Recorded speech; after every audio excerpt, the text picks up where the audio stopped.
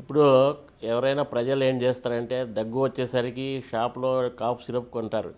ఆ తర్వాత ఆ కాఫ్లో ఒక బ్రాండ్ తగ్గకపోతే ఇంకో బ్రాండు లేదా కంపెనీ నేమ్ చూసి అట్లాగా కొనేస్తారు. ఆ కెమిస్ట్ కూడా అలానే అమ్ముతూ ఉంటారు. కానీ కాఫ్ అనేది 100 రకాల ఊపిరితిత్తుల జబ్బుల్లో అన్నింటిలో కామన్గా వచ్చేది కాఫ్. ఆ కాఫ్ ఎక్కడి నుంచి వస్తుంది అంటే అప్పర్ రెస్పిరేటరీ సిస్టమా లేదా ట్రెకియానా, ఫ్యారింగ్సా, లంగ్స్లో నుంచి ఉందా, బ్రాంకస్లో ఉందా, కరెక్ట్ డయాగ్నోసిస్ వాడాల్సిన అవసరం ఉంది.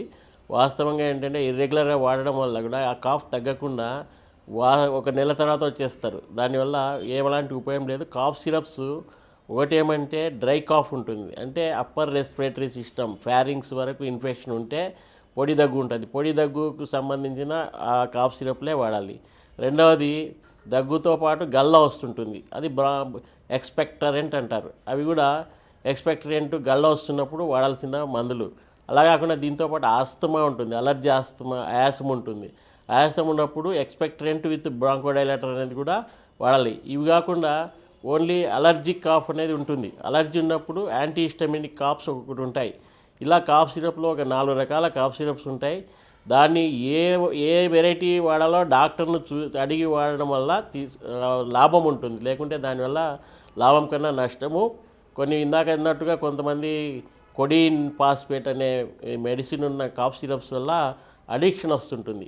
అడిక్షన్ అంటే ఈ యొక్క మన ఆల్కహాల్ కానీ ఇలా అడిక్షన్ ఎట్లయితే డ్రగ్ అడిక్షన్, అలా అడిక్షన్ వల్ల ఒక రోజు ఒక కాఫ్ సిరప్ కొని తాగుతుంటారు. దాన్ని కూడా రిస్ట్రిక్షన్ చేయాల్సిన అవసరం ఉంది. దానివల్ల సెడేషన్, ఇప్పుడు ఈ కొడిన్ కూడా పెథిడిన్ గ్రూప్లో కిందికి వస్తుంది. కాబట్టి ఈ కాఫ్ సిరప్స్ వాళ్ళంతకు వాళ్ళు తీసుకోకూడదు. కెమిస్ట్రీలో కూడా కౌంటర్లో కూడా కొనుక్కోకూడదు. డాక్టర్ ప్రిస్క్రిప్షన్ చేసినది మాత్రమే తీసుకొని వాడాలి.